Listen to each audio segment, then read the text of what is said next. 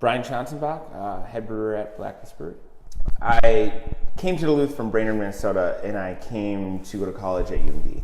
And I started off as a biology major, and then started homebrewing myself. So basically right after that, the summer before my senior year in college, I got an internship at Lake Superior Brewing, and basically was learning the very beginnings of washing and filling kegs and just the brewing process in general, and meanwhile homebrewing at home. And after that, during my last year of college, I decided that I wanted to narrow my studies to go in the direction of brewing. So I looked into what schools are available for brewing after college, and I decided to go to Siebel, which is Chicago and then Germany. So I did the full program, and the summer before I went to Siebel, after I graduated, I started working for Vickers. So worked at Vickers for the entire summer, and then went to Siebel. And once I came back from Siebel, worked for Vickers for another 5-6-ish years, and learned everything there on top of schooling. But the hands-on experience was great. So with the intention of always starting my own place, the next move was to jump into the idea of Blacklist.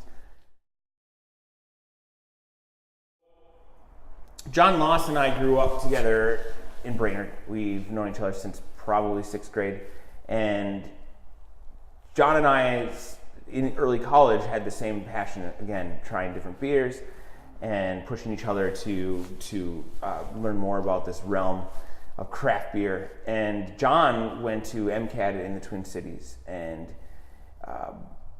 so he kind of went the marketing design route, and meanwhile I was trying to narrow my studies into beer making. And even that early on, we knew that that's kind of our final project, is we wanted to come together and build a company around that. So Jon and I started, the only way we know how is doing it ourselves, and that's what created Blacklist. And then TJ Estabrook came along, and he was our third partner, and that was our final push, basically, to move into a larger facility and, in our eyes, really get rolling with the vision that we always had.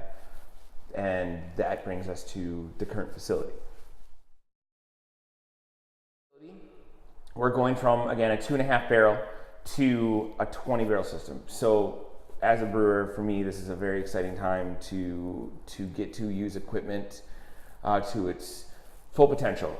It's very exciting to be able to have the control that I need and want to make the vision that you started with in the beginning. So the fun thing about our tap room, not only for the customers hopefully, but for us, is that any new idea, we get to start there. We get to see the reactions.